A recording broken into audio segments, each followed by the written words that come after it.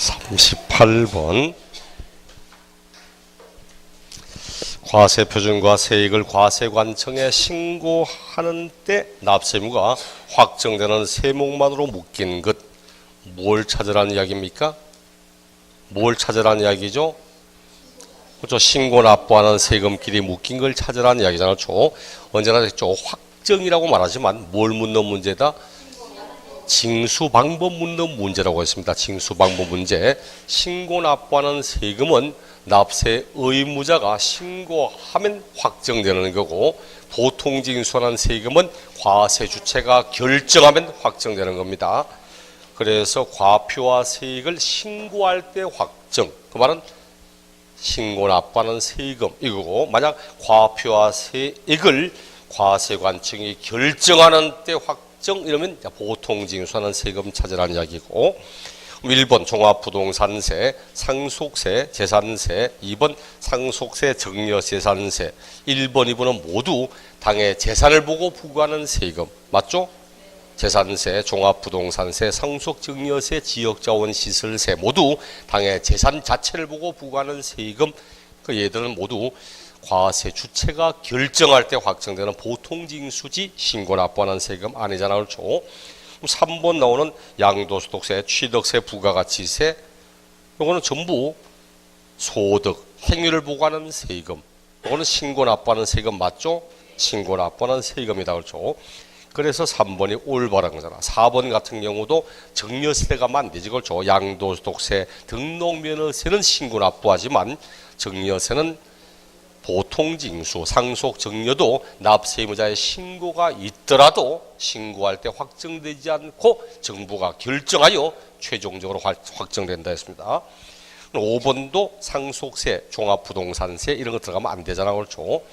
정답은 3번 될 거고, 39번 과표와 세액을 정부가 결정하는 때 확정됨이 원칙이지만 납세의무자가 신고한다면 신고한 때 결정이 없던 걸로 하고 신고하여 확정이 되는, 쉽게 말해 원칙은 정부 부과 보통징수인데 예외적으로 신고 납부한다면 신고할 때 확정되는 세금 뭐라고? 종합부동산세 하나밖에 없잖아요. 종부세.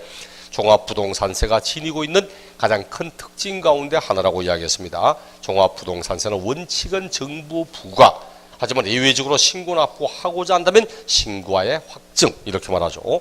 정답은 1번 될 거고, 5번의 재산세 같은 경우는 그냥 과표와 세액을 지자체가 결정하여 확정되는 거지 어떤 경우도 신고 납부로 하고 이런 것은 없잖아. 그렇죠? 40번 똑같은 문제입니다. 원칙적으로 과세관청의 결정에 의해서 확정되는 것도 지방세를 물으니까 종합부동산세, 양도소득세는 국세니까 탈락. 그럼 취득세, 재산세 두 개 남는데 취득세는 납세의무자의 신청에 의하여 확정되지 과세관청이 결정하여 확정되는 게 아니잖아.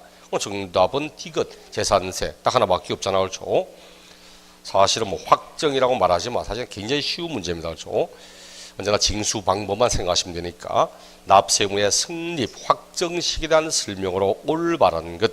1번 부가가치세는 과세기간이 끝나는 때 납세의무가 성립하고 납세의무자가 과표와 세액을 정부에 신고하는 때 확정된다. 맞습니까?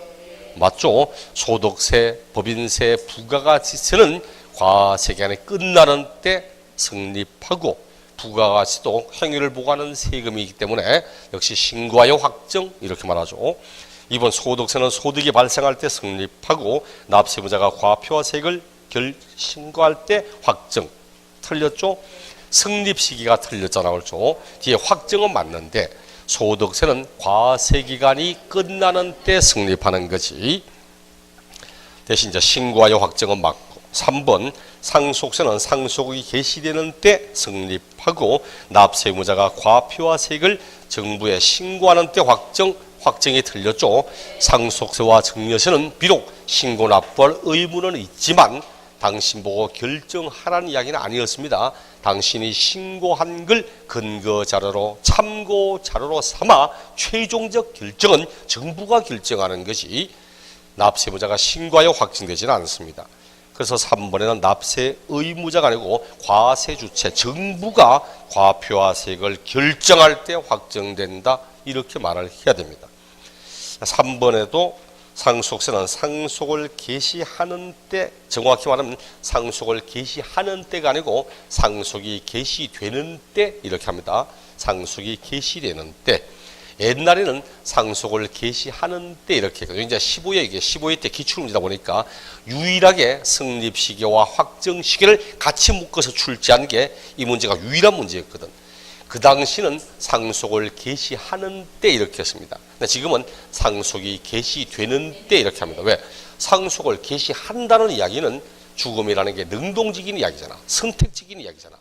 죽음은 능동적이고 본인이 선택하는 게 아니잖아. 기본적으로는 상속이 개시된다는 건 수동적이거든. 상속을 개시하는 게 아니고 상속이 개시된다고 이렇게 이야기합니다. 지금은. 4번 등록이란 등록면허세는 재산권 등을 등기 등록하는 때 성립하고 납세 의무자의 신고가 있더라도 지자체가 과표화세액을 결정할 때 확정되고 틀렸죠? 앞에 등기 등록할 때 성립되는 건 맞지만 납세 의무자의 신고가 있다면 신고할 때 확정되는 거지 신고가 있더라도 과세주체가 결정할 때 이렇게 말할 수 있는 게 상속증여세란입니다. 상속세와 증여세는 설사 납세 의무자의 신고가 있더라도 정부가 과표화세액을 결정할 때 확정된다. 이렇게 표현하는 게 이제 상속증여세입니다. 5번 재산세는 재산을 취득할 때 성립하고 납세 의무자가 과표화세액을 신고할 때 확정되고 이건 취득세지. 취득세는 취득할 때 성립하고 본인이 신고하면 확정되는 거지 재산세는 과세 기준 1에 성립하고 지방자치단체가 과표화세액을 결정할 때 확정되고 이렇게 하는 거죠. 5번 지문은 성립, 확정 다 틀렸잖아요. 올바른 것은 1번이었고 42번 다음 조세의 납세 의무 성립, 확정식에 대한 설명으로 옳지 않은 것 1번 취득세는 과세물고 취득할 때 성립, 본인이 신고하여 확정, 맞죠? 농어촌 특별세는 또 부가세잖아. 부가세니까 앞에 있는 과표가 되는 세금이 성립할 때 함께 성립하고 과표가 되는 세금의 징수 방법에 따라 납세무가 확정된다. 그렇죠? 농특세가 취득세 뒤에, 소득세 뒤에 나올 때는 신고 납부하는 거고 종합부동산세 뒤에 나올 때는 보통징수하는 거고 이런 거지. 3번 인지세는 과세문서를 작성할 때 성립하며 정부가 과표화세액을 결정할 때 확정된다. 4번 종합부동산세는 과세 기준 1에 성립하며 정부가 결정할 때 확정된다. 맞죠? 보통징수한 세금이니까. 양도소득세 예정신고는 양도일이 속한 달의 말일에 성립하며 납세 의무자가 2월 안에 신고할 때 확정된다. 맞죠? 원래 같으면 그냥 납세 의무자의 신고에 의하여 확정된다 이렇게 하지만 또 뭐 양도소득세 예정신고니까 2월 안에 신고하여 확정되어야 하고 이런 거죠. 바라지 않은 것은 3번 인지세는 제가 이렇게도 이야기했죠. 인지세는 내가 관할구청에 가서 뭘 하려고 하니까 수입인지 사오라고. 옛날에 그것도 수입인지 파는 창구가 따로 있었어. 뭐 20몇 번 창구가 수입인지 사오 얼마 사면 됩니까? 뭐 800원 사오시라고 하면 또 거기 가지고 또 수입인지 800원 사와가지고 또 여기 제출하면 자기들이 뒤에 풀칠해가지고 서류에 붙여 도장을 꽉 찍어서 서류를 울퉁불퉁하게 만들어 주잖아. 그렇죠? 요즘은 얼마입니다. 딱 얼마 주면 기계에다가 착 밀어넣어서 척탁, 그렇죠? 딱 밑에 수입인지 가름하면 딱 나오잖아. 그렇죠? 이게 인지세입니다. 인지세는 과세문서를 작성하고자 할 때 내는 세금입니다. 문제는 돈 안 내면 작성을 안 해줘요. 돈 안 내면 작성을 안 해주거든. 그 인지세는 성립함과 동시에 별도의 절차 없이 확정됩니다. 그럼 확정되가 동시에 소멸돼 버립니다. 그러니까 인지세는 성립과 확정과 소멸이 시차 없이 동시에 이루어집니다. 그렇다고 시차 없다고 진짜 몇 초 차이도 안 나고 이런 건 아니겠지, 그렇죠? 근데 대부분의 세금들 봐요. 취득했다, 취득하면 그로부터 확정까지 60일, 그 뒤에 확정된다. 재산세 과세 기준 1 이때 성립하면 그 다음 결정하여 확정 날짜 시차가 있어. 근데 인지세는 성립함과 동시에 별도의 절차 없이 확정돼 버립니다. 확정된과 동시에 소멸돼 버립니다. 그래서 성립과 확정이 동시에 이루어지는 것, 이렇게 하는 것이 바로 이 부분입니다. 원천징수하는 소득세도 성립과 확정이 동시에 이루어집니다. 근데 보통 아마 인지세를 물을 확률이 훨씬 더 많아. 인지세도 부동산에 관련돼서 꾹꾹 내는 세금인데 취득과 양도시에 그럴 때 성립과 확정이 동시에 이루어진다. 뭐 그런 정도. 그리고 성립, 납성립은 과세무서 작성할 때 성립한다. 이런 거 아셔야 됩니다. 자, 정답은 3번이었고 43번 이제부터는 납부의무의 소멸에 관한 내용이 나오죠. 지금까지는 납세무 성립 그리고 확정했다면 이제는 소멸이 나오게 됩니다. 1번 우리 소멸할 때 배웠잖아. 어떻게 하면 세금의 의무가 사라진다고? 세금 납부하거나 납입하면 소멸된다. 또 어떤 게 있다고 기억납니까? 그렇죠. 환급금으로서 충당된다. 환급금으로 충당한다고 했죠. 충당될 때. 이것도 기억나죠? 이거? 지금 6월 아마 5월달 종합소득세 확정신고 납부하신 분은 6월 한 중순쯤 이후에 환급 받았을 겁니다. 소득세 환급. 제 같은 경우도 6월 18일인가 6월 20일자로 소득세 70만 원 환급 들어왔더라고. 환급 받았습니다. 70만 원 환급 받았어. 그리고 요번 달에 제가 또 부가세 환급 받거든. 부가세 환급 받을 게 있어가지고 부가세 환급 받을 겁니다. 아마 대충 합치니까 100만 원 이상 정도가 환급될 것 같아요. 더 중요한 건 얘들은 말은 모른다는 사실. 제가 주소가 따로 있기 때문에 부산으로 되어 있기 때문에 주소가 따로 되어 있기 때문에 제 같은 경우는 이제 이쪽으로 통지가 나오거든. 환급 통지서가 이때 나와. 그래서 이런 거는 뭐 눈먼 돈입니다. 눈먼 돈이라서 벌써 6월 마지막 주에 친구들하고 한잔 했습니다. 돈 받았다고 돈 생겼다고 좋다고 불러가지고 한잔 했어요. 네?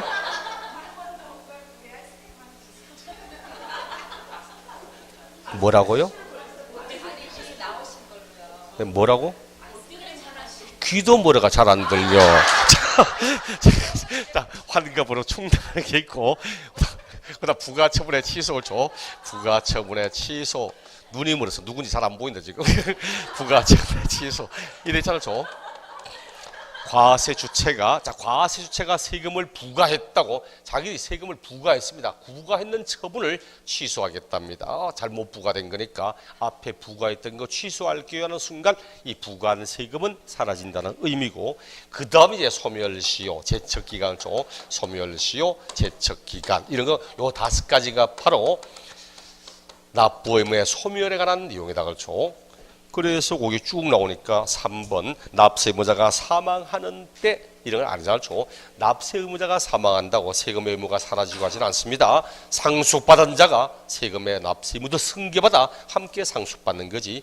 상속은 권리만 상속받는 게 아니거든. 권리와 함께 의무도 함께 상속되기 때문에 조세 채권이든 일반적 채무든 다 함께 상속이 이루어지는 겁니다. 그래서 정답은 3번. 하지만 대부분 시험은 뭐 방금처럼 요 어떻게 하면 납세의무가 소멸되는가 요 5가지를 알고 있는가 이걸 혹시나 싶어 참고조라는 거고 시험은 소멸시효, 제척기간 요 2가지 낸다고 이야기를 하잖아요. 오늘 소멸시효는 몇 년입니까? 소멸시효 원칙은 몇 년? 5년 그렇죠. 소멸시효는 5년 동안 과세주체가 자신의 세금에 관한 권리를 행사하지 아니한다면 세금을 받을 의사가 없는 걸로 보고 권리는 사라진다고 했죠. 제가 앞에 특언에서 권리 위에 잠자는 자는 보호받을 수 없다고 아무리 자기 권리가 있어도 권리를 전혀 행사하지 않으면 그때는 권리는 사라지게 됩니다. 권리를 인정하지 않습니다. 권리 남용이라는 게 뭡니까? 권리 남용이죠. 우리 민법 제2조 쪽에 나오잖아. 권리 남용에 관한 부분. 권리 남용, 어떤 게 권리 남용하는 겁니까? 자기 권리를 과도하게 행사하는 것도 권리 남용인데 권리를 전혀 행사하지 않는 것도 권리 남용입니다.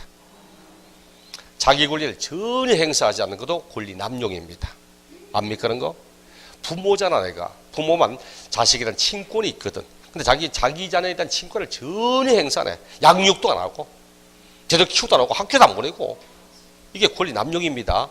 친권을 부당하게 남용하는 거야. 자기 권리를 전혀 행사하지 않는 것도 권리 남용이라고 봅니다. 일종의 이것도 권리 남용이야 사실은. 자기 권리를 전혀 행사하는 것도 권리를 남용하는 걸로 보고 권리를 사라지게 됩니다. 조세 소멸시효는 원칙은 몇 년?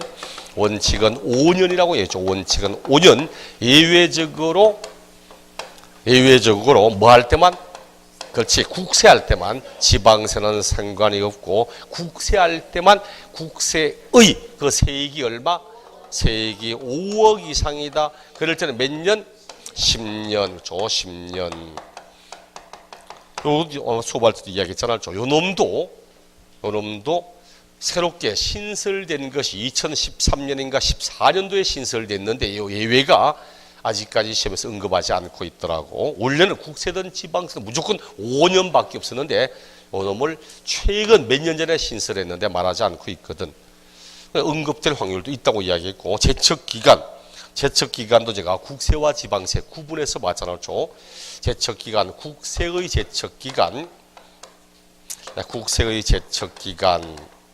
제척기간이 무슨 뜻이라 했습니까? 배제되고 배척된다는 뜻입니다. 당신이 세금 받을 권리가 있는데 요 기간 안에 당신의 권리를 행사하지 않으면 당신의 권리는 배제가 되고 배척이 되고 해서 더 이상 인정할 수가 없다. 이것도 똑같은 거죠. 소멸시효도 요 기간 안에 당신 권리를 행사하지 않으면 권리는 소멸된다는 이야기. 똑같은 내용이지만 차이점은 소멸시효는 정지되거나 중단되거나 다시 연결되거나 이런 것도 있지만 얘는 요 기간 안에 행사하지 않으면 무조건 사라지기 때문에 정지되고 중단되고 이런 거 없다고 이야기했죠. 국세의 제척기간 원칙은 몇 년? 원칙은 뭐? 화내지는 말고 그렇다고 뭘 따지듯이 겁나가 수업하겠네 이거. 원칙은 5년. 원칙은 5년. 그렇지만 과세표준 신고서를 제출하지 않았다. 과세표준 신고서 미제출 요거 몇 년 했죠? 7년. 과세표준 신고서를 제출하면 7년.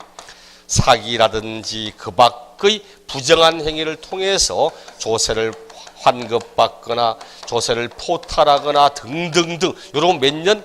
10년. 단 예외적으로 뭐는 국제거래할 때죠. 국제거래에 있어서 부정한 방법을 통하여 이런 식으로 내용이 나오면 몇 년? 요거 15년. 요것도 작년에 신설됐는데 역시 작년에 언급하지도 않았고 그 다음 지방세의 제척기간 지방세 제척기간 역시 원칙은 5년. 원칙은 5년. 일반적으로는 5년.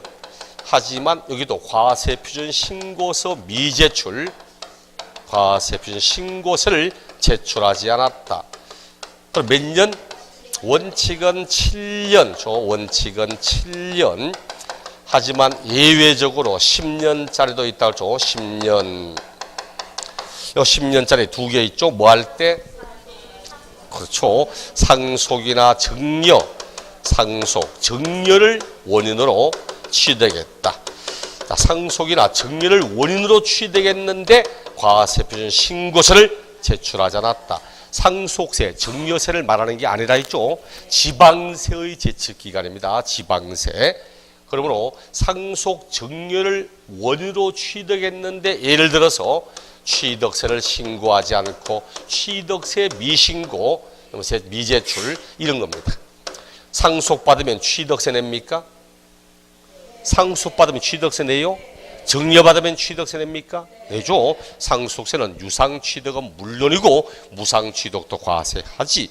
그래서 상속받으면 상상팔, 상속받은 농지는 2.3, 농자는 2.8 세율 적용하잖아. 무8.2로 무상취득했다. 그럼 일반은 3.5, 비영리는 2.8, 무8.2로 이래서 취득세 과세하잖아. 그렇죠? 상속, 정려를 원인으로 취득했는데 취득세 과세 표준을 신고하지 않고 이렇게 하면 그때는 10년 이런 뜻이지 상속세, 증여세를 말하는 게 아닙니다. 상정세는 이게 상속과 증여세는 상정세는 국세니까 원칙은 10년, 예외적으로 이런 게 다 15년. 이게 이제 상속 증여세야. 국세는 지방세입니다. 요 지문은 중요하다고 이야기를 했고, 그다음 명의신탁 약정에 의해서 어쩌고 저쩌고 이런 식의 내용 나오는 거, 요거 보이면 또 과세편 신고서를 제출하지 않고 하면 10년. 그다음 나머지는 똑같아. 사기, 그 밖의 부정한 방법을 통하여 등등등 요거 10년죠. 부정한 방법 10년. 그러니까 지방세는 지책이 10년이 바로 요 놈들. 상속 정예를 원인으로 취되겠는데 과세표 신고 제출하지 않았다 10년. 명의시대 약정 10년. 사기가 밖의 부정한 방법 10년. 요 놈도 요 두 가지도 작년에 신설됐는데 시험에 말하지 않고 있지. 요 놈도 작년에 신설됐는데 아직 말하지 않지. 요거 최근 몇 년 전에 신설됐는데 말하지 않지. 지금까지 성립 시기 문제는 진짜 많이 냈습니다. 주구장창 냈습니다. 1회부터 14회까지는 단 한 번도 내지 않다가 15회 시험 때 처음 성립식에 처음 등장했습니다. 딱 등장하고는 15회 추가 시험 때도 내고 17회 내고 20일에 내고 22회 내고 확정 시기도 굉장히 많이 냈습니다. 근데 성립식은 성립과 확정은 많이 냈는데 소멸에 관련되어서 출제된 문제는 지금까지 44번, 요 문제 44번, 요게 소멸에 관련되어 기출된 문제의 유일한 문제였습니다. 그렇다면 이제는 소멸에 관련된 것도 한 번쯤 시험에 충분히 내어야 할 차례가 됐다는 뜻입니다. 지금까지 주구장창 냈던 승리과 확정을 또 물론 내릴 수도 있겠지만 이제는 소멸적으로도 주의를 해서 볼 필요가 있다는 것이 44번. 물론 전조가 있었습니다. 전조가 작년 27회인가 26회 문제에 딱 한 줄 나와서 딱 한 줄. 소득세를 과세변 신고세를 제출하지 않은 경우 10년, 틀렸다 7년. 여기 지문 하나 딱 나왔거든. 요 놈에다가 요거 거의 뭐 7, 8년 전에 한번 내고 한 번도 내지 않다가 작년인가 저작년에 딱 지문 하나 나왔거든. 그럼 이제는 전조가 보여. 전조 보이면 다음에는 요 놈 끌고 와서 한 문제를 얘기했다는 걸 미리 암시하는 내용, 복선을 까는 내용도 보입니다. 44번 국세기본법상 사기, 그 밖의 부정한 행위로 주택의 양도소득세를 포탈한다. 제척기간 당연히 몇 년? 10년에 자르죠. 사기, 그 밖의 부정한 방법을 통해서 하면 10년. 그럼 뒷장 넘겨보니까 45번 조세의 제척기간 소멸시에 관한 설명으로 바르자는 거. 1번 국세의 권리는 이를 행사할 수 있는 때로부터 5년간, 세액이 5억 이상이면 10년간 행사하지 않으면 소멸시효가 완성된다. 맞죠? 2번 납세자가 법정신고 기한 내에 양도소득세 과세표준 신고서를 제출하지 않은 경우 제척기간은 당해 국세를 부과할 수 있나부터 7년간으로 한다. 맞습니까? 맞죠? 과세표준 신고서 미제출하잖아요. 또 양도소득세 국세 이야기하니까 국제거래에서 1억이 아니면 그냥 10년. 3번 납세자가 사기 기타 부정한 행위로 국세 또는 지방세를 포탈하거나 환급 공제받은 경우 제척기간 몇 년? 10년. 맞죠? 아무런 전제 없이 사기 그 밖의 부정한 방법을 하면 10년. 4번 납세자가 사기 기타의 부정한 방법을 통하여 상속세 증여세를 포탈하거나 하면 몇 년? 그렇죠. 상속세와 증여세는 원칙은 10년인데 예외적으로 과표 신고하지 않았다. 사기 부정한 방법 하면 15년입니다. 15년. 상속세, 증여세까지를 물을 확률은 많아 보이지 않고 5번 납세자가 법정신고 기한 내에 취득세 과세변 신고서를 제출하지 않은 경우 제척기간은 몇 년? 7년이잖아요. 과세표준 신고서 미제출하면 7년이 원래 원칙이지. 그래서 5번은 7년 해야 되고 46번 조세의 제척기간 소멸시효 설명으로 바른 것. 1번 지방세의 권리는 이를 행사할 수 있는 때로부터 5년간 세액이 5억 이상 10년간 행사하지 않으면 소멸시효가 완성된다. 틀렸잖아요. 괄호 안에 요거 세액이 5억 이상일 때 10년간은 국세 이야기지 지방세와는 관계가 없습니다. 2번 납세자가 상속으로 인하여 부동산을 취득한 후 법정 신고기한 안에 취득세 과세표준 신고세를 제출하지 아니한 경우 제척기간은 당해 지방세를 부과할 수 있는 날부터 10년간으로 한다.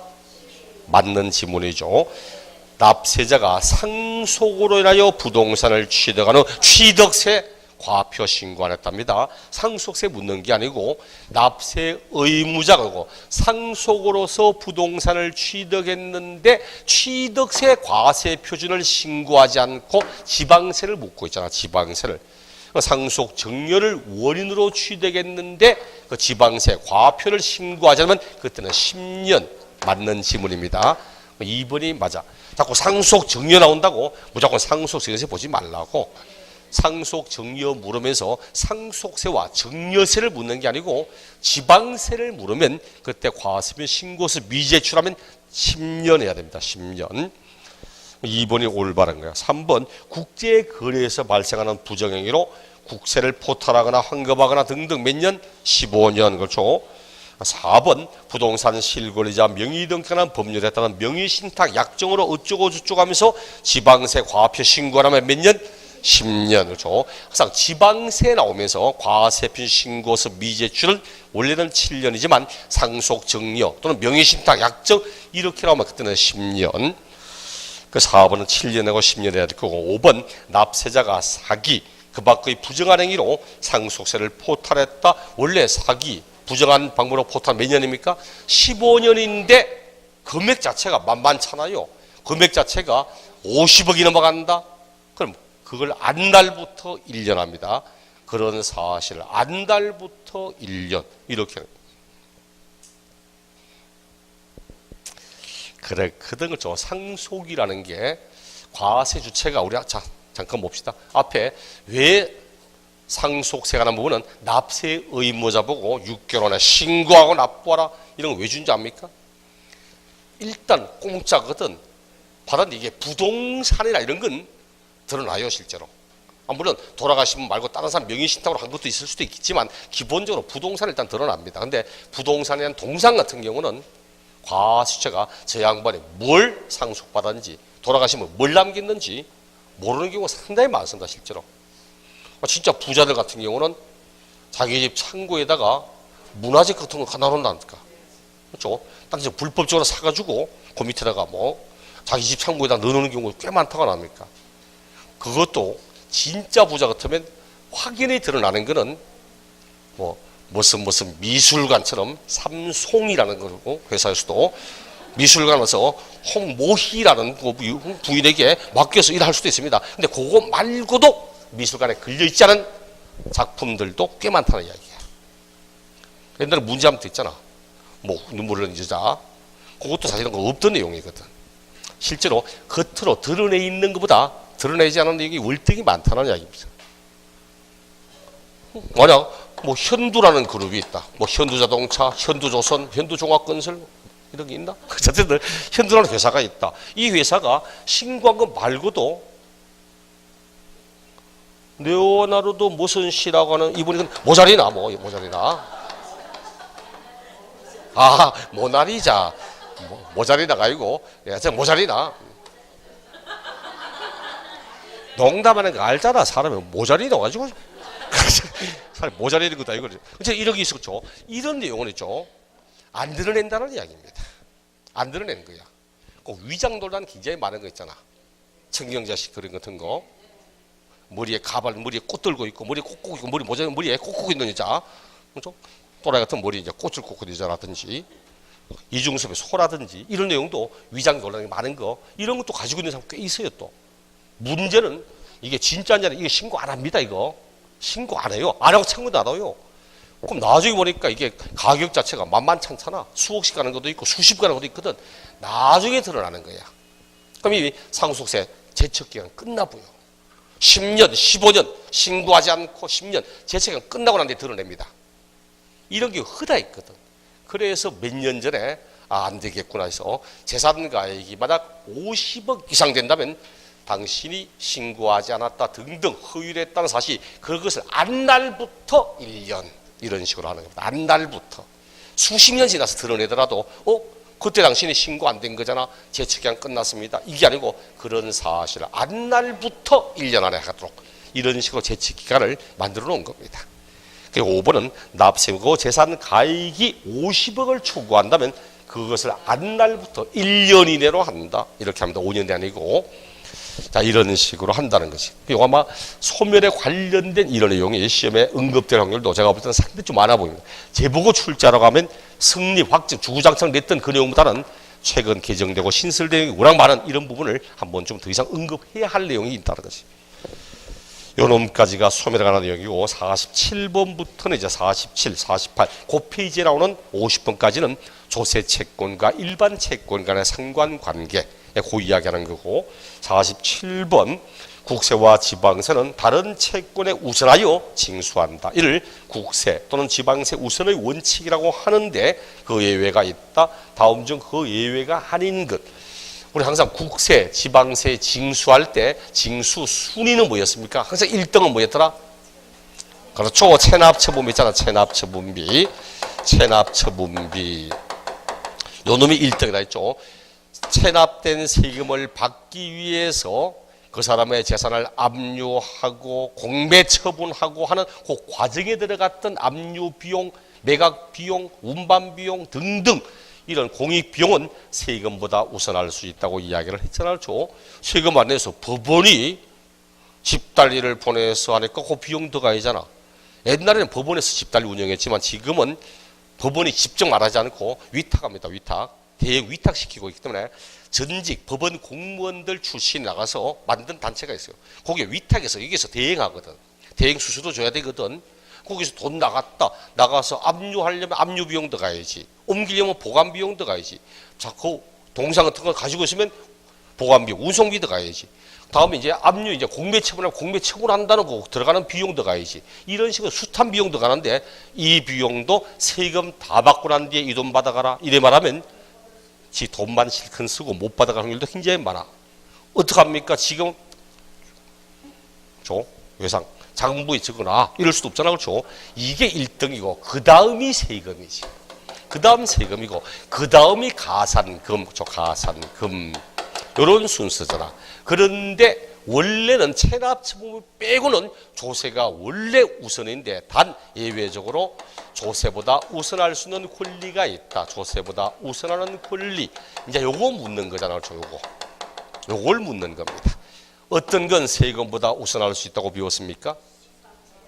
제가 이렇죠. 아무리 세금이 중요해도 세금이 인간의 생존보다 중요하지는 않다 해서 생존보다 임금 채권. 이 사람은 임금 받아 생활하는 임금 노동자는 월급 못 받으면 당장 굶어 죽어야 될 판인데 갑이라는 세금이 조세를 체납했다. 조세를 체납했기 때문에 체납된 세금을 받기 위해서 압류하여 공매 처분하고 이렇게 들어가는데 그 경락가액 가운데 세금부터 다 먼저 받아가면 갑 사업장에 일하는 종업원이 있는데 체불된 임금이 있다. 세금 다 받고 난 뒤에 네 임금 받아가라. 그럼 임금 못 받을 확률도 굉장히 많습니다. 그래서 아무리 세금이라도 임금 채권, 퇴직임금처럼 이건 세금보다 우선할 수 있습니다. 그 다음 어떤 것도 있다 했죠? 주택임대차 보호법, 상가임대차 보호법상의 임차보증금 얘도 마찬가지 했잖아요. 이 양반의 집이 넘어갔는데 이 집에 살고 있는 세입자가 있는데 설정등기 하지 않고 확정일자도 안 받고 설정등기도 안 하고 확정일자도 안 받고 이런 사람 있습니까? 숱하게 많습니다. 실제입니다. 숱하게 많아요. 이거 확정일자를 못 받아 이것도 모르면 굉장히 많습니다. 비싼 아파트 들어가고 이거 다 받아요. 실제도 대부분 확정일자, 설정일자 안 한 분들이 소위 관한 부분들이 대부분 그래요. 아니 어디 뭐 달동네 가는데 보증금 뭐 5, 600만 원에 뭐 월세 12만, 30만 들어가는데 이거 가지고 전세권 설정한다는 등 저당권 설정하는 이런 뭐 확정일자 이거 이런 제도 있다는 사실도 모르는 분들 되게 많습니다. 그냥 임시로 그냥 뭐 판잣집에 와서 살고 있다 이런 생각하지. 근데 그 집 넘어가 봐. 그 집 넘어가면 거기 살고 있는 세입자 그대로 다 넘어가면 실제로 그대로 다 무너져요. 이런 게 얼마나 많다고. 그러니까 우리가 소액임차 보증금 우선 면제액을 보호하는 것은 막 가진 수억짜리 아파트 전세 살고 이런 사람을 보호하려는 게 원래 아니야. 의도는 진짜 없는 사람들, 법에 대해서 무지한 사람들 이런 사람을 보호하고자 하는 게 주된 대상이지. 그러니까 여기도 없는 사람들 다 많습니다. 그럼 이 사람은 그냥 허업을 파네. 그냥 쫓겨나.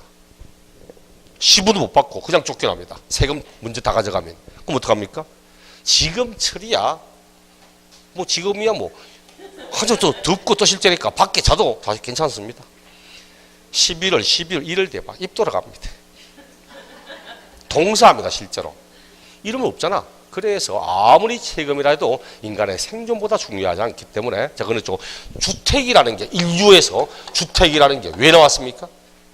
집이라는 게 왜 어떤 목적으로 나왔습니까? 재산적 가치로 있을 수가 없는 이야기잖아요. 신체의 안전을 보호하고 생존의 문제지. 주택은 생존 문제고 신체 안전 문제입니다. 그래서 주택은 재산적 가치로 접근하면 안 돼. 원래 주택은 자기 신체를 보호받고 생존을 받고 하는 재산적 가치보다도 자기 재산 자체를 또 안전하게 지키기 위한 이런 내용이지. 주택이 뭐 투기의 대상으로 이래 하는 자체가 이미 원래 인간의 생존 내용과는 틀린 거지. 이런 거 없을 때는 뭐합니까? 어디 잡니까? 사람이 원시대 때 주택 없고 할 때 어디 잡니까? 동굴 속에 그렇죠. 나무 위에 자면 짐승 안 올라옵니까? 뱀이다 있잖아. 그렇죠. 몸에도 좋고 뭐도 좋은 뱀이다 노래도 있는데 비암이 오거든. 비암이 거기다 동굴 안에 쭉 자고 식구들이 동굴 안에 쭉 자고 있으면 호랑이가 딱 돌아보니까 쭉 누워 잡고 있거든. 호랑이 제일 먼저 뭐합니까? 무릎 꿇고 기도합니다. 일용할 양식을 주셔서 감사합니다. 일용할 양식도 쭉 누워 있잖아. 그렇죠? 이러면 안 되잖아. 그래서 이런 것처럼 사람이 주택이라는 게 그렇거든. 상가임대차 보호법, 주택임대차 보호법, 우선 면제 금액 얘들 세금보다 우선할 수 있다는 이야기지. 그래서 이거 말고 이제 우리가 원래 시험에 나오는 건 뭡니까? 또 아무리 세금이라 해도 세금보다 자 등기부 얼굴 안에 먼저 설정돼 있던 전세권이 있고 저당권이 있고 이런 피담보 채권이 있다. 근데 그 뒤에 소세가 따라 나오면서 나는 공공성이 있고 공익성이 있으니까 내가 우선하겠다. 이러면 설정 등기 하나만 안 합니다. 그래서 아무리 세금이라도 전세권, 저당권 등이 먼저 설정되어 있는 게 있다면 그때는 얘가 우선한다. 얘가 우선이다. 얘가 예외지. 단서가 요 세금이 당의 재산 자체를 보고 부과하는 세금일 때, 당의 재산을 보고 하는 세금일 때는 설정 순서와 상관없이 세금이 우선한다. 문제는 요놈 내는 것이 실제로는. 그럼 1번 강제 집행하고 경매 붙이고 파산 절차에 따른 재산을 매각할 때 들어간 비용, 이건 이제 체납 처분 비용이니까 됐고, 이거는 예외입니다. 세금보다 우선할 수 있다. 임금 채권도 세금보다 우선할 수 있다. 3번, 4번 주택임대차 보호법 상가임대 보호법상의 우선 면제 금액도 세금보다 우선할 수 있다. 그렇지만 5번 저당권 등의 설정 시기보다 뒤에 있답니다. 자, 저당권 등의 설정 시기보다 뒤에 있다. 요 뒤에 있는 세금이다. 그럼 원래는 세금보다 저당권 등이 우선할 수 있다. 그런데 그 세금이 당의 재산을 보고 부과하는 거랍니다. 당의 재산을 보고 부과하는 세금이라면 설정 순서와 상관없이 세금이 우선할 수 있다. 그래서 조세 우선의 원칙이 예외가 아니다. 얘는 세금이 우선한다. 정답 5번 이런 겁니다. 아무리 세금이라도 요 세금이 당의 재산을 보고 부과하는 세금, 당의 재산에 부과된 이런 조세일 때 요 조세는 설정 순서와 상관없이 설정의 순서 이런 거 관계없이 담보 채권보다 피담보 채권보다 항상 조세가 우선한다. 이렇게. 그 앞에 적었잖아. 당의 재산을 보고 부과하는 세금, 지방세일 때는 재산세, 재산세에 부과되는 지방교육세, 지역자원시설세, 국세일 때는 종합부동산세, 상속증여세. 앞에 징수할 때, 징수방법할 때 소득과 행위를 보고하는 세금은 신고납부, 재산을 보고하는 세금은 보통징수할 때 그때 제가 다 적었습니다. 또 적으라고 이야기를 하면 저는 팔 떨어지는 거 한번 봐야 되겠다 이런 의미고 당의 재산을 보고 부과하는 세금 했어. 그 48번, 49번, 50번 요 세 가지가 다 기출문제입니다. 세 개가 다 기출문제인데 다 똑같은 문제야. 12회 때 처음 딱 등장하고 그럼 한 번도 이제 않다가 19회 시험 때 또 한 번 딱 등장하다가 그럼 22회인가 3회 때 또 안 나왔거든 이게. 그럼 뭐 문제를 봐요. 조세의 아무리 조세라도 그 조세의 법정기일 그 이전에 저당권의 설정을 등기한 49문제는 조세의 법정기일 이전에 전세권에 설정할 등기한 이런 재산에 담보채권이 있다. 이런 담보채권은 요거 세금보다 먼저 설정된 저당권 전세권에 있다. 이런 등기는 요 재산을 매각할 때 그때 국세, 지방세와 동가산금보다 이게 얘가 우선한다는 뜻입니다. 됐죠? 먼저 설정된 게 있다면 이런 재산을 매각하면 얘가 우선이다. 얘가 피담보채권이 우선이다. 다만 당의 재산에 대하여 부과되는 국세, 지방세 그는 다른 담보채권보다 항상 우선하여 징수하는데 이에 해당하지 않는 걸 찾으라는 게 48번, 해당하는 걸 찾으라가 49번, 해당하지 않는 걸 찾으라는 게 50번. 똑같은 문제냐. 그 보니까 48번에는 해당되지 않는 것 양도소득세. 양도소득세는 소득에 대한 세금이지 재산을 보고 부과하는 세금이 아니잖아. 자산을 양도하여 발생되는 소득을 보고 부과하는 세금입니다. 상종, 증여세, 재산세, 종부세. 49번 해당되는 걸 세금을 찾아라. 종합부동산세나. 양도와 종합소득세는 소득에 대한 세금. 취득과 등록면허는 행위를 보고하는 세금. 그 정답은 3번 하나밖에 없고. 단지 최근 나왔던 문제가 50번은 용어 자체를 표현을 조금 어렵게 만들어 그렇지. 내용은 똑같습니다. 50번 보니까 조세가 체납됐습니다. 그 체납된 조세의 그 세금의 법정 기일 그 이전에 먼저 채권 담보를 위하여 저당권이 설정된 자 쉽게 말하면 조세보다 먼저 설정된 저당권이 있다는 이야기입니다. 이런 사실이 등기부 등을 통하여 증명되는 요 재산을 매각합니다. 쉽게 세금보다 먼저 설정되어 있는 저당권이 있는 요 재산을 매각하면 당연히 요 재산에 관한 경락가액 가운데 공매대금 가운데 뭐가 우선합니까? 원래는 뭐가 우선해야 돼? 세금보다 먼저 설정된 저당권이 있는 이런 재산을 매각하면 먼저 뭐가 우선합니까? 원래는 그때는 피담보채권인 저당권이 우선합니다. 그런데 다만 그 세금이 재산을 보고하는 세금일 때는 뭐가 우선한다?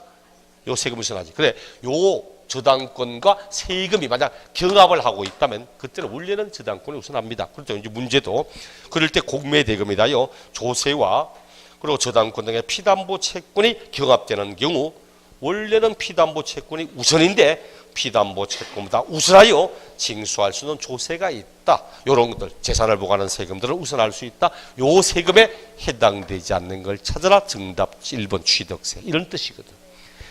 결국은 앞에 문제를 낼 때 어떻게 표현하는가 이야기지 결국은 똑같은 문제입니다. 다 쉽게 말하면 세금보다 먼저 설정 등이 되어 있는 전세권, 저당권, 질권 등의 피담보채권이 있다. 이럴 때는 그 피담보채권의 세금보다 우선하는데 만약 그 세금이 재산 자체를 보고 받는 세금일 때는 설정 순서와 상관없이 피담보채권보다 세금이 우선한다. 그 세금에 해당되는 걸 찾아보라. 해당되지 않은 걸 찾아보라. 이런 겁니다. 다음에 또 내도 이거야. 또 내도. 이런 부분 딱 보시면 됩니다. 51번.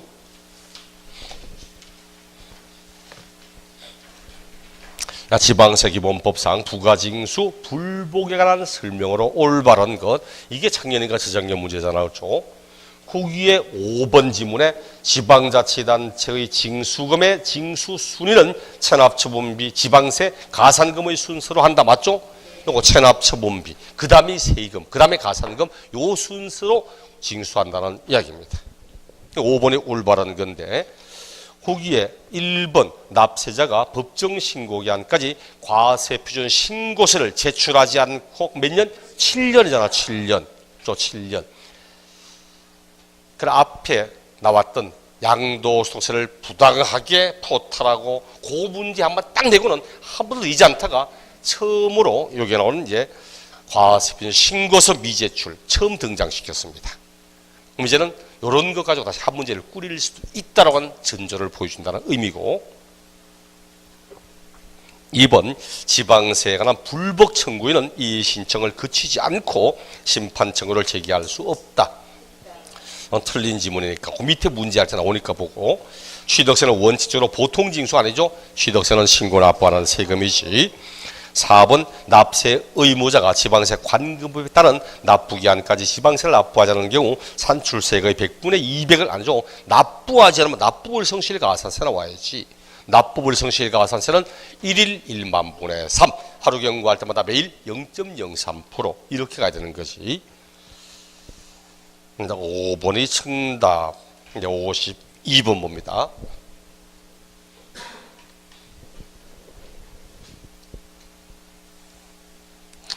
쉬는 시간에 딱 보니까 물어봐서 민법쌤 장지용 쌤이 시간표 수업에 보니까 딱 1교시 뭐 했고 2교시 뭐 했고 3교시 뭐 했고 딱 생각 민법 3시간밖에 안 합니까? 그러니까 1시간 하는데 1시간 20분 한다면 1시간 20분 100분 쉬어도 아니고 아이고 노익장을 부르는 것도 아니고 왜 그러실까 몰라. 1시간 20분 하면 집중됩니까? 내가 알기에 집중이 안 될까 싶은데 선생님은 집중됩니다. 하시는 분은 알 끝에 초등학생은 원래 1교시 수업이 얼마입니까? 40분입니다. 초등학생은 40분의 1교시입니다. 중학생은 45분입니다. 고등학생은 50분입니다. 이게 법에 명시가 되어 있어요. 교육관계 법에 딱 명시가 되고 왜 40분, 40분, 50분은 그 나이 또래는 그 시간이 지나면 집중 안 된다는 뜻입니다. 최대 집중할 수 있는 시간이 초등학생은 40분까지 정도가 집중이 되지 그 이상 지나면 집중이 안 된다. 집에 자녀를 봐 40분 집중합니까? 만화 보거나 만화 영화 볼 때 빼고는 40분 집중 안 합니다. 게임할 때는 400분도 집중하더라고. 근데 그 빼고는 공부할 때는 40분은 뭐야? 한 20분 지나니까 온몸이 비틀어지고 머리도 어지럽고 갑자기 현기증도 나는 판에 집중 안 되거든. 근데 그럼 고등학생까지는 50분 딱 법에 명시가 돼 있어. 그럼 우리는 우리라니까 안 맥힙니까? 그럼 너희는 그죠? 뭐 나이가 20대 중반이거나 체력적으로 가장 왕성할 때는 뭐 1시간 정도 집중할 수 있습니다. 그런데 보통 40 중반 넘어가고 하면은 뭔 집중. 친구들하고 화투 치다가도 40, 50분 지나면 야 좀 쉬자 좀 쉬고 밖에 잠시다가 담배 피우고 뭐 한잔 하고 이리 돌아오는 거지. 뭔 집중을 1시간 20분씩 합니까? 내가 볼 때 너무 열의에 좀 차 있는 게 아닌가 싶은 생각 듭니다. 진짜 1시간 20분 집중 못 합니다. 민법 1시간 20분 하면 한 40분 정도는 뭔가 긴가민가 머리 들어오다가 그 뒤에는 그냥 쉬어 봅니다. 쉬어. 민법 쉬어. 왜 이런 이야기 한 줄 압니까? 그렇죠. 세법도 마찬가지로 나이가 좀 드시면 더 그래. 하다가 우리도 한 40분, 45분 지나면 집중이 안 돼요. 흐트러지거든. 한 번씩 이런 말도 웃다가 한번 농담하고 이래야 그다음 다시 제자리 돌아오면서 지정신 차리면서 내용을 듣기 때문에 하는 겁니다. 그러니까 진짜 뭐 교수님도 그렇고 흥미를 유발하게 하면서 막 끌고 가는 사람도 있고 진짜 재미없는 사람 있잖아. 학교 다닐 때도. 국사쌤이고 딱 들어가지고 칠판적 딱 들어오자마자 칠판적 씁니다. 쫙 적어 계속 자 적어라. 다 적거나만 다 적었나? 예. 오늘 수업이까지. 실제 여러분 필기만 주구장창 하다가 설명은 거의 없고 뭐 잠시 이야기하고 나가보는 분도 있거든. 진짜 이해가 안 돼. 그런 분은 좀 그렇더라고. 제가 옛날 학교 다닐 때 이해가 안 되는 거야. 그래서 좀 그런 학생들이 국사가 재미없다, 세계사가 재미없다. 저도 학교 다닐 때 진짜 왜 재미없습니까? 재미없게 하니까 재미없는 거야. 진짜입니다. 도울 김용규 수업할 때 차이나는 차이나 봐. 차이나는 차이나 같은 거 이런 거 들으면 재미있습니다. 실제로. 흥미고 있고 재미도 있거든. 그죠? 그 양반도 조선에 관한 이야기 할 때 재미있거든. 들으면은 그게 수업입니다. 그게 수업이야. 왜 이런가 이해를 시켜주고 막 그 당시에 역사적 내용을 끌고 막 설명해주고 하면 진짜 재밌습니다. 근데 그게 아니고 외워라. 고구려 소수림막 2년에 불교가 전래가 되고 이래 하면 어떻게 외웁니까? 소수점인지 소수림인지 어떻게 내가 알아. 그래서 그런 내용을 좀 국사도 그렇고 이해할 수 있도록 쭉 이야기하는 거지. 신라시대에는 탑이 이런 형태였는데 조선시대 탑이 이런 형태고 탑의 유래를 탑의 변천 과정을 적어라. 머리에 탑 세우는 것 같아. 열받는 것입니다. 좀 재밌게 했으면 좋겠어. 52번 일어나면 이의신청 막 들어옵니다. 자, 지방계시법상 이의신청 또는 심판청구 설명으로 틀린 걸 찾아라고. 자, 1번 자 이의신청 심판청구 심사청구 봅시다. 이렇게 하거든. 자, 청구인이 청구합니다. 왜 청구하는가 하니까 왜 청구하겠습니까? 왜 불복하고 왜 하겠습니까? 그렇지. 반대가 앞에 권리남용은 있죠. 권리남용은 권리를 과도하게 행사하는 것도 권리남용이지만 권리를 행사하지 않는 것도 권리남용이야. 그럼 왜 불복하는가 하니까 내가 나에게 부당한 처분이 왔습니다. 아니면 필요한 처분을 받지 못했습니다. 부당하게 받았거나 받아야 할 걸 못 받았거나 이럴 때 이제 청구 들어갑니다. 청구 들어갈 때 이의신청해요. 이의신청. 이의신청하고 심사 청구합니다. 심판 청구합니다. 이의신청은 어디에 하는 거라 했죠? 이의신청은 처분청에 하는 거라. 처분청에. 처분청에 합니다. 시군구의 세금이라면 시장, 군수, 구청장에게다 합니다. 특별시, 광역시, 도의 세금이라면 특별시장, 광역시장, 도지사한테 합니다. 그래도 안 비키잖아? 그럼 심사청구는 처분청의 상급기관에 합니다. 상급기관에. 그럼 시군구의 세금이었다면 특광도의장에 하든지 행자부 장관한테 하든지, 여기에 도에 있다면 행자부 장관한테 하든지. 근데 팔은 안으로 굽는다. 그렇죠. 팔을 안으로 굽어. 내가 울산광역시에 했는데 안 되잖아. 행자부 하면 똑같은 놈이면 하면 안 됩니다. 전 똑같은 사람입니다. 팔이 안으로 굽거든. 그래서 그다음에 조세심판원에 갑니다. 별도의 기관에.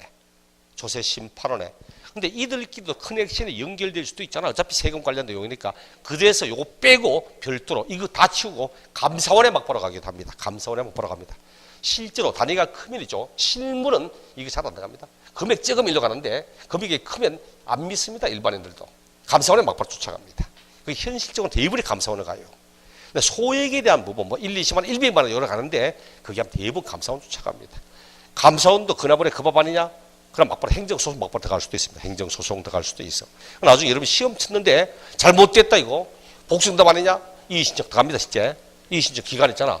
이의신청 해도 안 되면 그 다음에는 일로 가요. 이걸 주관하고 있는 쪽으로 갑니다. 원래 주관 부서가 아니가? 국토 무슨 부입니까? 거기서 합니까? 행정 쪽에서 합니까? 국토부 쪽에서 합니까? 국토 쪽에서 여기 합니다. 이래 가요. 그도 안 되면 바로 행정소송 들어갑니다. 이런 절차를 거쳐도 되고 처음부터 행정소송 막바로 들어가 됩니다. 보통. 이게 똑같은 거예요. 절차가. 그럼 이래 합니다. 청구인이 이 신청을 할 수 있고 이렇게 한 다음에 심사청구나 심판청구 이래 가도 됩니다. 대신 처음부터 이 신청하지 않고 심사청구 가거나 처음부터 심판청구 이래 갈 수도 있어요.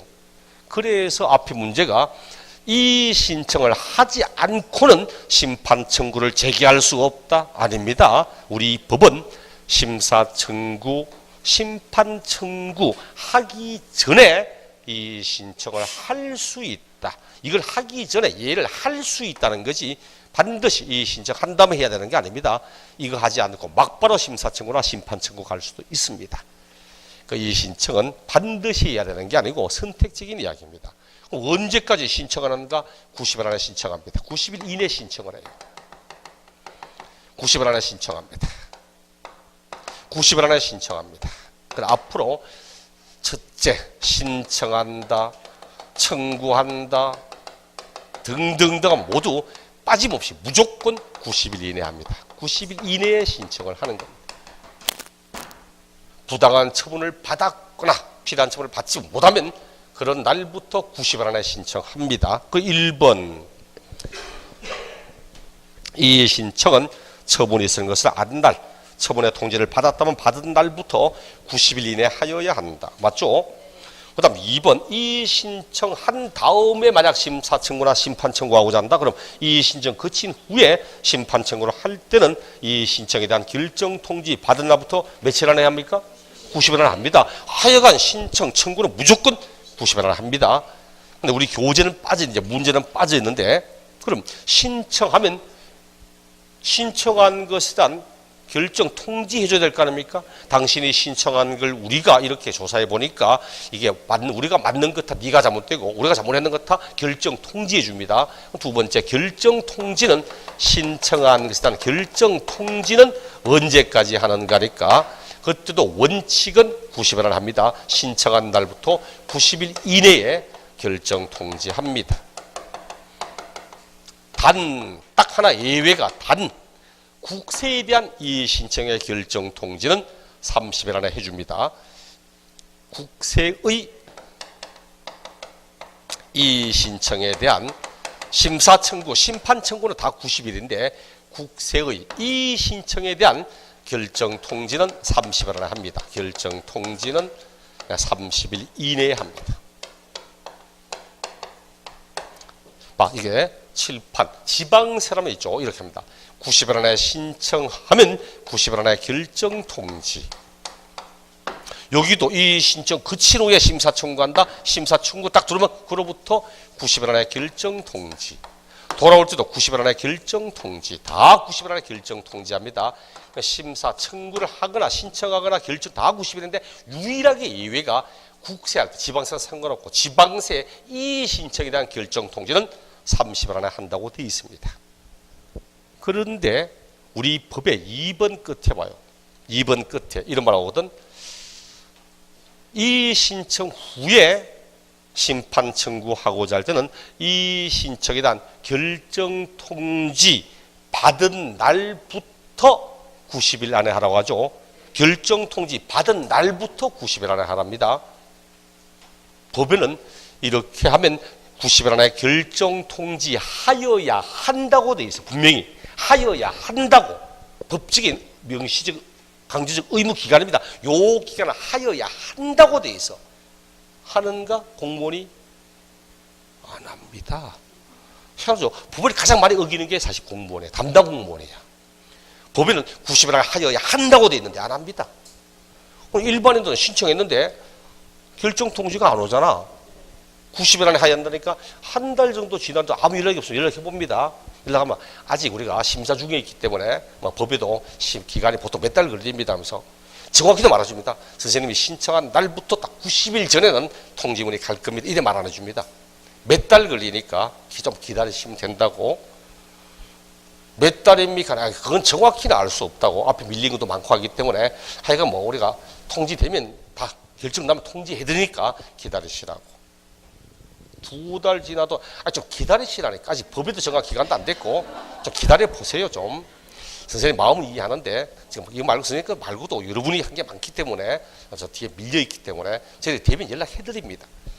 그런가 싶어. 3달, 4달, 3달 안에 원래 해야 되거든. 3달, 4달, 5달, 6달 이래도 연락이 안 와요. 한 번씩 할 때마다 툭툭 되니까 또 하니까 기분 나쁘기도 하고 한 7달쯤 되가도 안 되거든. 그때 했는데 왜 아직도 결정 통지만 안 왔습니까? 야, 보냈는데요?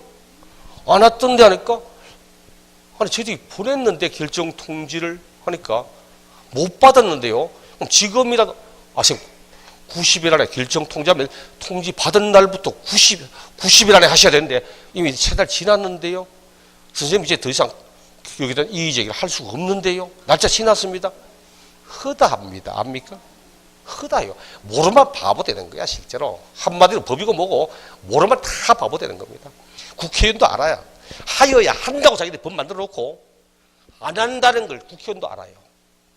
그래서 하는 말이 뭐냐니까 원래는 결정 통지 받은 날부터 90일 안에 하여야 하는데 90일 되는 날까지도 만약 결정 통지를 받지 못했다면 받기 전이라도 요 날 딱 지난 요 날부터 90일 안에 할 수 있다고. 안다는 거야. 90일 안에 안 한다는 거 알아요.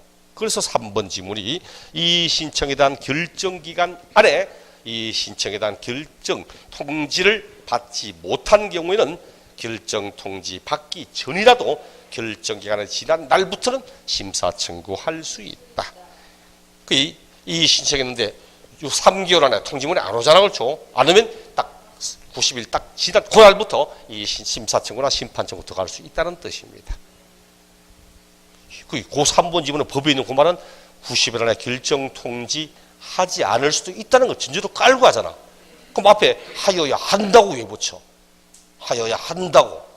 그럼 안 하면 어떤 벌칙을 준다는 게 있어야지 하지. 아무런 벌칙이 없거든. 그러니까 안 하는 거야. 그래서 결국 시간 지나고 나니까 선생님 원래는 결정 통지 안 해도 결정 통지 그 기간 지나면 그로부터 90일 안에 하셔야 되는데 선생님 안 하셨네. 그래서 경기 끝났습니다. 디엔드. 이래 간다는 얘기입니다. 그런 여러분이 모르면 다 바보 되는 거예요. 어쨌든. 그 다음 이런 경우 요 날까지 신청합니다. 요 날까지 신청한다. 그럼 딱 또 사람이 그래서 차일피일 계속 미룹니다. 오늘 할 일은 내일도 할 수 있으면 내일 하면 돼. 그렇죠? 굳이 오늘 할 일 오늘 해야 될 필요 없잖아. 오늘 해야 될 일인데 가모니까 내일 해도 되겠거든. 그럼 내일 하면 됩니다. 저는 그래서 합니다. 오늘 할 일은 오늘 해야 되는 게 아니고 오늘 할 일을 하시면 뭐 다음 주에 될 것만 오늘 안 하고 다음 주에 합니다. 다음 주에 된다 다음 주인데 그 다음 달에 그 다음 달에 합니다. 그래서 이러면 안 해도 될 것만 그 다음 안 합니다. 이제. 그리고 책 원고내라고 할 때 끝까지 하다가 마지막 오늘까지 안 되면 도저히 안 됩니다 하면 이제 그날 밤새 가지고 원고 만들어서 넘겨줍니다. 내일 수업할 거 아직도 지금 안 하고 있거든. 오늘 오후에 하려고. 사람이 오늘 할 일은 내일로 미루면 됩니다. 그리고 마지막 요 날까지 신청해야 된다. 그럼 언제 합니까? 요 날 합니다. 요 날. 그것도 가기 귀찮잖아. 우편으로 보냅니다. 우편으로 보내면 도달한 날짜 지나 도달해요. 유효합니까? 유효합니까? 유효합니다. 이때는 발신주 있습니다. 신청기간 안에 우편으로 신청했기 때문에 그 도달이 날짜 지나서 도달하더라도 신청기간 안에 적법하게 신청한 걸로 봅니다. 낸다면 그 다음 고지문을 낼 수도 있어. 그리고는 그 밑에 5번 이 신청일이 재해등을 입어서 이 신청기간 내에 이 신청할 수 없는 이런 사유가 있다. 그럴 때는 사유가 소멸된 날부터 14일 안에 이 신청을 할 수 있습니다. 우리 강원도 산골 쪽에 가다 보면 여름에 폭우 쏟아지면 교량이 끊기면서 외부 완전 두절버리고 단절되는 경우도 생기잖아. 이렇게 신청 못 했는데 왜 이 기간 안에 신청 안 했는가? 이래 따진 문제가 있거든. 그래서 법이 정하는 천재지변 등 특별한 사유로 인하여 이 신청 등을 할 수 없었다면 그 사유가 사라진 날부터 14일 안에 이 신청할 수 있도록 되어 있습니다. 자, 그럼 이제 공무원들이 그러면 니만 머리 있냐고 나는 머리 없냐고 그렇죠? 머리는 장식품이 아닌데 좋아 나도 뭐 세금 나왔습니다. 얼마 내라고 딱 세금 나왔거든. 부당한 처분이다. 일단 합시다. 마지막 날 방금 또 우편으로 신청해서 딱 나옵니다. 이미 딱 세금 내라고 한 통지 받은 날부터 90일 딱 되는 날 3달 떴잖아. 이 신청합니다. 이 시점 지방sem도 90일 안에 안 한다는데 90일 안에 거의 아직 안 해주거든. 순수하게만 해도 일단 90일, 90일, 6개월입니다. 이거 그친 이후에 심판 청구 들어갑니다. 90일 안에 하거든. 90일 안에. 요 딱 마지막 날 되고 또 우편 또 붙여. 요것만 해도 벌써 4달 또 넘어. 이들도 또 심판 청구 딱 90일 안에 가면 90일 안에 잘 안 합니다. 이것만 해도 1년이야, 1년. 1년 동안 세금 안 내고 계속 끌고 갑니다. 계속 질질 끌어. 끈 다음 그래도 우리가 올바른데 하면 그래? 행정소송 들어갑니다. 행정소송 들어가는 것부터 그 다음부터는 법관은 미뤄조지기 시작합니다. 법관은 미뤄조집니다. 실제로 그렇겠죠. 재판이 굉장히 우리나라는 이제 소송 들어오거나 등등 다툼이 생기는 비해서 법원이나 법관 자체의 수가 굉장히 적습니다. 적기 때문에 한 사람의 법관에 처리해야 될 되게 많습니다. 직접 가거나 당사자 만나기 못합니다. 실제 올라온 서류만 보고 다 처리해버립니다. 그러다 보니까 재판이 밀려요. 계류돼서 점점점 밀리기 시작합니다. 근데 안 되면 마음에 안 되면 그다음 또 상수, 황수 들어갑니다. 또 상고 들어갑니다. 이래 끌고 가기 시작하면 주구장창 몇 년을 끌고 갑니다. 세금 언제 받아? 그래서 우리 법은 당신이 이 신청을 하고 심사 청구를 하고 하더라도 당신이 세금 안 낸 것이다. 우리가 압류하거나 공매 처분하거나 여기는 이런 내용은 효력을 미치지 아니한다고. 네가 이딴 짓 해도 압류하고 공매 처분합니다. 그래서 4번 이 신청 심판 청구는 처분의 집행에는 효력을 미치지 아니합니다.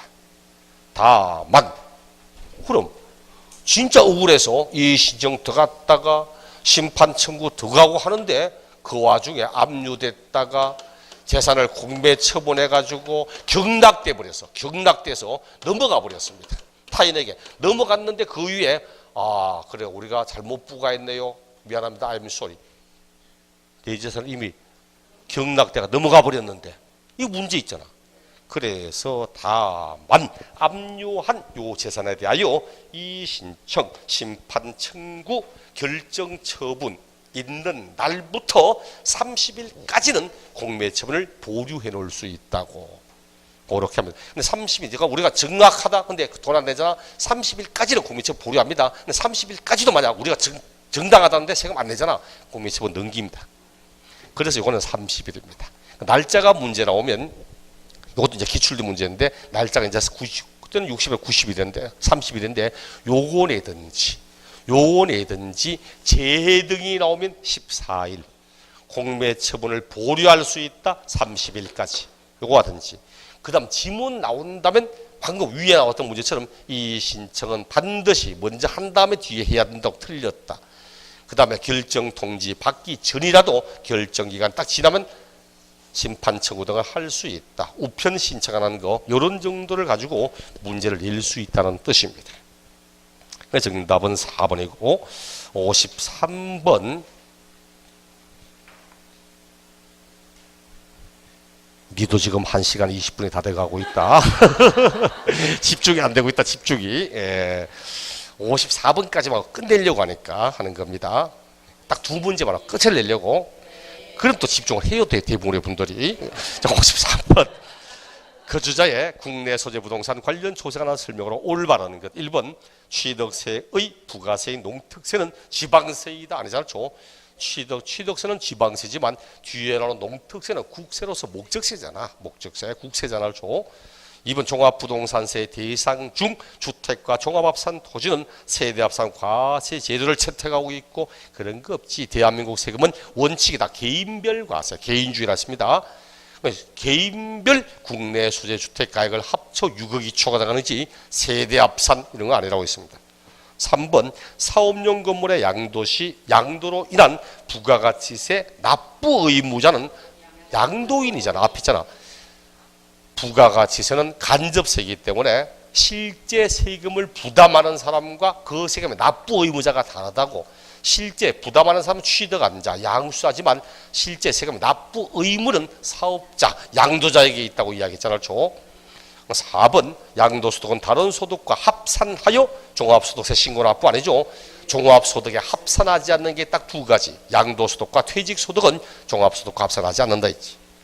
5번 종합부동산세는 주택에 대한 종부세와 토지에 대한 종부세색을 합한 금액을 그 세액으로 한다. 맞죠? 종합부동산세 대상이 별장을 제외한 주택 그리고 합산 토지, 종합합산, 별도합산 그게 종부세 대상이잖아. 종합부동산세 내가 납부할 세금은 하면 주택에 대한 세금과 토지에 대한 세금을 따로따로 구한 다음 다 합하면 내가 납부할 종합부동산세 되잖아. 토지에 대한 종합부동산세는 물으면 종합합산 토지세액과 별도합산 토지세액을 합한 금액을 그 세액으로 한다. 이래 말하면 될 거고. 5번이 올바른 것이. 54번도 작년인가 저장에 나왔던 문제인데 이거는 웃고자 하는 문제 같아서 또다시 나올 확률은 없습니다. 혹시나 싶어 참고보라고. 지방세 기본법상 공시 송달할 수 있는 경우가 아닌 것. 원래는 우편으로 직접 다 줘야 됩니다. 우편으로 가거나 그것도 아니면 직접 단단히 찾아가거나 했는데 그걸 안 하고 그냥 공시만 한답니다. 공시. 공공이 볼 수 있도록 그냥 공시 송달하겠답니다. 이런 식으로 왜 하는 거니까. 왜 공시 송달하냐고? 왜 직접 우편으로 안 주고 공시합니까? 왜 우편으로 직접 내용을 안 주고 왜 공시하고 치워버립니까? 이 양반이 받을 사람이 없든지 딱 보냈는데 수치인 불분명. 주소가 없든지 외국이든지 이렇게 직접 우편 등으로 전달하기가 힘들기 때문에 공시하는 겁니다. 그걸 보니까 1번 송달 받을 자의 주소 영업소가 외국에 있고 송달이 곤란하다. 2번 송달 받을 주소 또는 영업소가 분명하지 않다.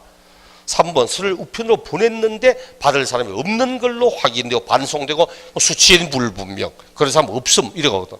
5번 세무공무원이 2회 이상 납세지를 방문했는데 서를 교부하려고 했지만 받을 사람이 없는 걸로 확인되고 다 왜 공시하는 거 이해가 되잖아. 근데 4번 서를 송달할 장소에서 송달 받을 자가 정당한 사유 시 수정을 거부하고 말이 안 되잖아. 그렇죠? 송달할 장소에 송달을 받을 자가 있다면 받을 자는 주면 됩니다. 지가 거부하든 말든. 그래서 4번이 정답. 이거는 개콘 문제입니다. 개콘 문제. 그래서 이거는 1회부터 한 번도 나오지 않았던 문제지만 이거 틀린 사람 진짜 이해가 안 돼. 기본 상식이 안 돼. 이거는 읽어보면 많은 이야기거든. 왜 우편으로 주지 않고 공시할까? 근데 4번 끝에 나오잖아. 이거는 세법 문제가 아니고 어느 능력 문제. 요까지가 청론. 다음 시간에 우리 지방생활대 취득서부터 보겠습니다. 다음 주 또 오실 때는 요약집 반드시 들고 오시고, 네, 수고하셨습니다.